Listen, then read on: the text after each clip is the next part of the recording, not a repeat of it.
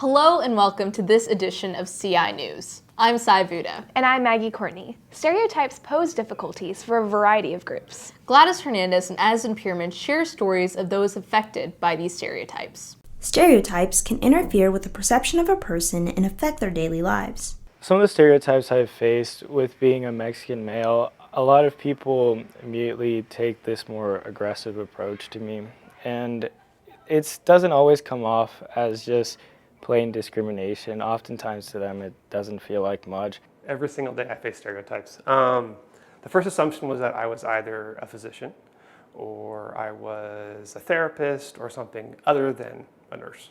Every time I say I want to be a doctor or go into the medical field, they're always like, oh, because you're brown, or oh, because of your parents. I'm a project manager for Benton Blind. It's a subcontracting company. When I go out on job sites, you see a lot of construction workers who are mainly males, and instead of going to me, because I guess don't look like one, they would always go to my lead carpenter. Number one assumed that I was gay, and they weren't comfortable with that. And second was that they thought that this was beneath me. The way they talk to each other is very fluid. And then when they start talking to me, they kind of like stutter over things like, oh, wait, she may not know that answer. Or, oh, let me simplify this for you. The stereotype was, that I wouldn't be able to handle the job. I felt like I had to prove myself where a guy might have been given a little more grace, because it was so unusual for a woman to be in a supervisor in a factory. The women who did the promotions kind of chose men over. They were seen to be a little bit more authoritative and have more strength of position. So you have to be able to stand your ground and be who you are and make sure that they understand that you are the person in charge. And there's still a very big open spot for women to get into these fields that require more mathematics. And I keep encouraging girls to get involved. My life is under my control, and I want to have a job in the future that I'll genuinely enjoy. And it is something that I have found I enjoyed personally, not something that someone has told me to enjoy. You're not what people stereotype you to be, and you're your own individual. Signing off for Central Intelligence, this has been Gladys Hernandez and Addison Pierman reporting. The act of saying the pledge has become a debated topic in recent years. Kelsey Zimmerman and Grace Tiao explore how this affects Central. I pledge allegiance to the flag of the United States of America and to the republic for which it stands, one nation, under God, indivisible, with liberty and justice for all. In recent years, the choice to sit or stand for the Pledge of Allegiance has become a popular topic of debate. I know the pledge has been around for several decades. More importantly, the pledge was used as a way to help boost patriotism in the United States, nationalism. A lot of people just think it's just words. They don't understand the meaning of the pledge, and they don't understand the history. But whenever you look further back, it means a lot more. I choose not to stand for the pledge because of my religion. I'm a Jehovah's Witness, and we don't participate in things that involve us pledging ourselves or the things that we do to either symbols or peoples. We pledge it towards the God that we believe in. I personally don't require my students to stand for the pledge. In our country, we have the right to expression. We have the right to, if you want to call it a protest, you have the right to protest. When Donald Trump was elected, I decided that I wouldn't stand for a country that doesn't stand for me and doesn't want to. In 2016, a Missouri law was passed requiring public-funded schools to say the Pledge of Allegiance every day. I think their goal behind it was we need to make our students more patriotic. But I think by the time you get to the high school level, I think some of those ideas have already been set in stone. At least what I've seen in my classes, I think that doing it often is good. But I think doing it every day makes it lose its meaning. I feel like the pledge is just another way for us to reinstate our patriotism. I do not feel like saying the pledge every day is something that should be required. I feel like it's something that's definitely more of a personal choice. Living in America, if you don't stand, that's a symbol of disrespect. It's what makes Americans Americans. And if we start to ignore that, we start to lose part of our history. Signing off for Central Intelligence, this has been Kelsey Zimmerman and Grace Tiao reporting. Foreign exchange program has had an effect on everyone at Central. Elijah Conaway and Alex Sharp take a closer look. Martine is our exchange student that's been living in our house since the beginning of the school year. Foreign exchange students can not only gain cultural experience, but give it as well. And we're learning about Spain and their culture. It's not just something you read in a textbook. So that's the benefit to us. And then the benefit to Martine is all the same things in reverse. And he's has an opportunity to grow because he's now outside of his family and he can experience a different family. Martine he's more of that brotherly figure. I'm always hanging out with him more and along with all my friends. He's part of that great friend group that I have. I mean, when you're having maybe a hard time and you maybe just go hang out with them, it's just, easier and you have fun and then you maybe forget about your problems. American education provides new experiences for foreign exchange students. Well, school's kind of scary, because the first time when you come here you almost don't know anyone. I know Martine has actually done quite well in school. He finds the classes, and he enjoys the classes from what I know. You have really great teachers at Central here. I really like the teachers here. In my opinion, they're better than my school back in Spain. And they talk to me if everything's okay. The program is about more than just new experiences. The idea is that if families all over the United States and the rest of the world host children, they'll learn the culture, they'll develop friendships, they'll have insight in how other cultures work, and you multiply that over 40 years and thousands of people, and the world will be a better place. For Central Intelligence, this has been Elijah Conaway and Alex Sharp reporting. Starting a business as a student can provide valuable experience for the future. Kennison Ray and Elizabeth Swords talk with a young entrepreneur at Central. Many students learn to express themselves through a love of art. Molly Callahan has used her creativity to color the world around her. I started painting in middle school, and throughout middle school I just got more and more addicted to it, so I kept doing it. Molly is an exceptional student. She's very creative. She's very happy all the time, which is very encouraging to all of her classmates. Molly, the way she does realism, she has a very specific style. When you see a piece and it's Molly's, you can tell it's Molly's. And in that way, she inspires me to find a style of art and stick to it. Hoping to make art more than just a hobby, Molly has found a way to turn her passion into profit. I have multiple media platforms where people can DM me and they say, I want this, and I say, okay, this is how much it's gonna be. I love that Molly is selling her art online, and I would love to see more students in our program sell their art to make a profession out of it. I want to make a living creating art. That's what I want to do with my life, and I figured if I get started now, it'll be easier later on. I think that she's definitely talented enough to do that, and I think that it's a really good life experience to have for her in the future. Being a young entrepreneur, Molly has become familiar with the art business through learning from difficulties. Oh, of course it's difficult, all the time. Artist block, not feeling motivated, feeling incompetent is always a thing. That's really hard, but you just find a way to be inspired and keep going. She's not afraid to take chances or to try out something new and then figure out how it's going to work along the way. I want to convince other people that they can also create.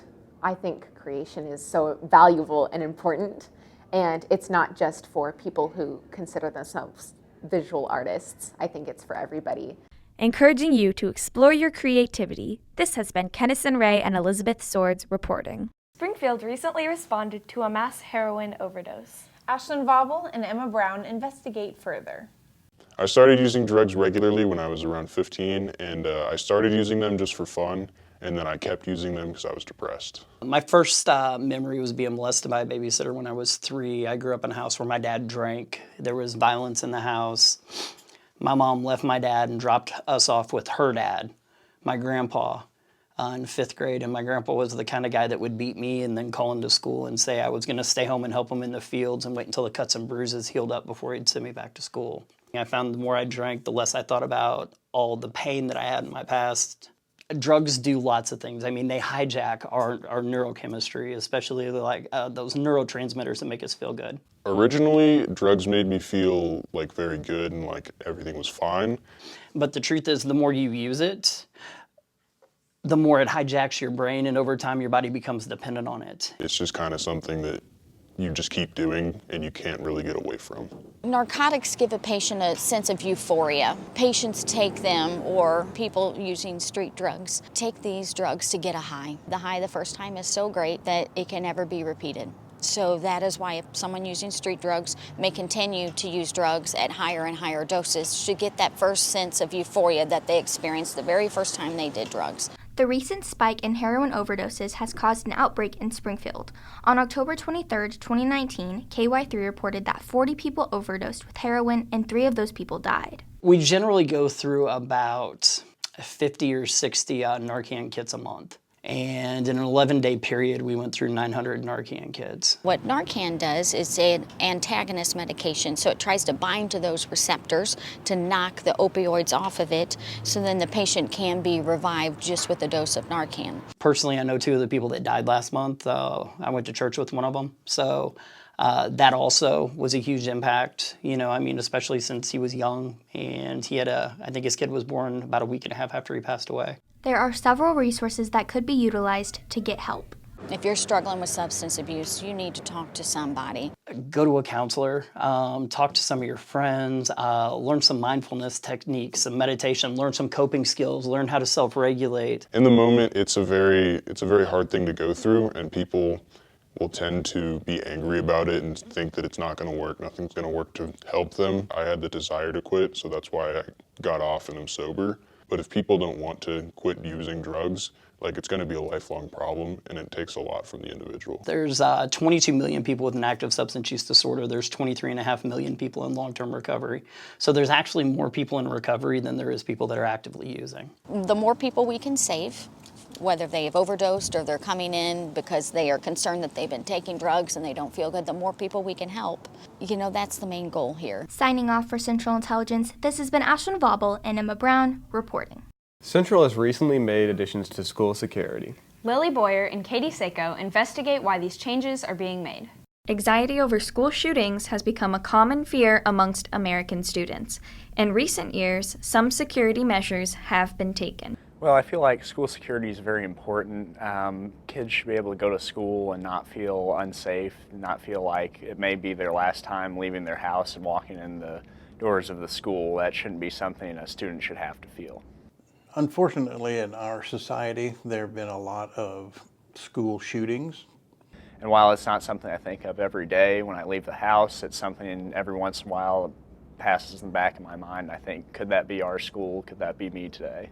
And as a result, many school districts have taken action to make their buildings more secure. In March of 2019, Springfield voters decided on a $168 million school bond issue to improve school security. The Springfield voters voted in favor of was to provide secure entrances to our buildings. The security add-ons, we do have 2 officers all the time. One officer is a site officer, the other officer is a patrol officer. But then we have the new secure vestibules, making sure that the entrances are a secure place. Our camera system is absolutely incredible. To HD, these are all upgrades to our systems that we never had in the building before. That's our number one focus, is keeping kids and staff safe, 100%. If kids and staff aren't safe or they don't feel safe, then we can't educate them. Your entire mindset when you're at school should be, I am trying to graduate. This problem reaches further than just school security. The thing that I wanted the most is Congress to pass comprehensive gun reform. I'm a gun owner, but gun safety and gun control has always been something important to me, and that's out of the purview of the school. I feel like the school has done everything they can, and there were improvements that need to be made, and the school's made those. Any change to make it safer for you is a good change. I can't think of any bad part of being more secure. Signing off for Central Intelligence, this has been Katie Seiko and Lily Boyer reporting. Springfield is currently facing a shortage of help with mental illness. Maggie Courtney and Cal Bussin bring attention to this issue. Across the nation and in our community, attention is being drawn to an issue that has long affected teenagers, but is just now beginning to receive attention: mental health in a high school setting. Mental health is real. A lot of people say that mental health isn't really a thing, a lot of older people, but it's there and it's really prevalent right now. My brother, suffers from depression and some anxiety disorders, and so that has kind of caused a lot of problems, especially with finding help and getting to a child psychiatrist, which is super difficult in Springfield. In our area, we have a huge deficiency of pediatric psychiatrists, psychologists, counselors. The whole gamut is just really deficient. Currently, Mercy Hospital in Springfield, Missouri has a 6-month-long wait for their 2 child psychiatrists. Emergently, still an issue. I mean, if we call and are like, I have a suicidal patient in my office, it's really hard for us to know what to do. As it stands, the closest well-respected child psychiatrist is in Kansas City. And so that's just not a viable option for us. Just knowing that the system's broken and not a lot we can do to fix it. We have a lot of sleepless nights when we go home and worry about a kid. It's really frustrating to feel like you don't fit anywhere, because already when you're struggling with mental health, if you don't feel like you have a fit somewhere, it's just draining. The Teen Mental Health First Aid program is making an effort to inform teenagers about the development of mental illnesses and how to help those around them. The faster we get people connected to trusted adults, whether that's counselors or even just friends, parents, that sort of thing, that's pretty key so that they get help faster. They help. No matter what situation you're going through, it helps. I think personally that everybody should go to a psychiatrist, even if it's once a month, like once a year. I think that you should talk to somebody, because talking really helps. You're not alone. No matter how alone you think you are, or if you feel like maybe nobody would really understand what I'm going through, there's always going to be somebody who would do anything to help you. You don't have nothing in life, and it might feel like that now, but you just have to keep going through all of these bad days, and eventually you'll have more good days than bad. Why lose people over something that can be helped, that can be fixed? Signing off for Central Intelligence, this has been Cal Bussin and Maggie Courtney reporting. Picking a college can be a life-changing decision, especially for athletes. Joseph Tetlow and Rachel Dole talked to the senior girls swim team. Central's girls swim team kicks off its competition season this month. For some of the members of the team, their 4th and final season looks a little different than in years past. Being senior year, it's kind of laid back on the academic side, and athletics, I'm just trying not to fall behind.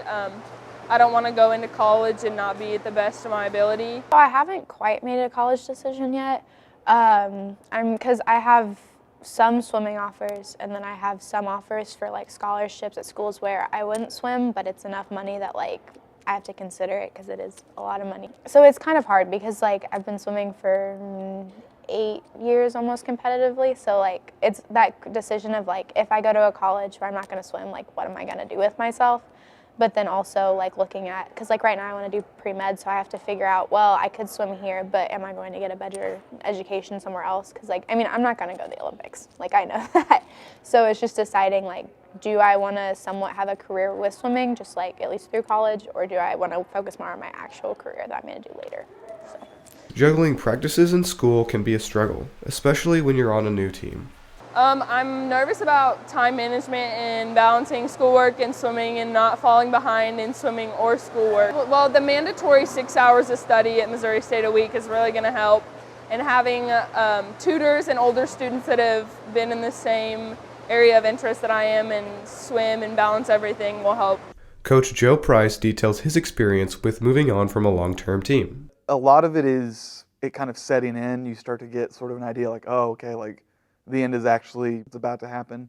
And that can be a little bit of an awakening for some people. And a lot of people really begin to sort of look back and cherish what they got out of swimming. And hard work really does pay off. You put in the time, and it's not always being the hardest worker every single practice, but it's just doing it consistently and kind of making sure that you find what works for you and sticking with it. Signing off for Central Intelligence, this has been Joseph Tetlow and Rachel Dole reporting. New opportunities are coming to Missouri State University. Zoe Hamilton and Lila Kaira find out how these benefit MSU. Tent Theater has been one of Springfield's favorite summer events for the past 58 years. Tent Theater is the resident professional summer stock company that is on the campus of Missouri State University, and it's run by that theater and dance department. Well, originally it started because all the shows were held indoors in Carrington Auditorium at the time, and there was no air conditioning. So when it got to be summertime, it was just really hot. So a group of theater professors got together and created tents so that it was cooler, honestly. The very first year, all performances were sold out, and it only seated about 150 people. And then from that year, just moving forward, it gradually expanded into what we have today. It was the go-to professional theater in Springfield.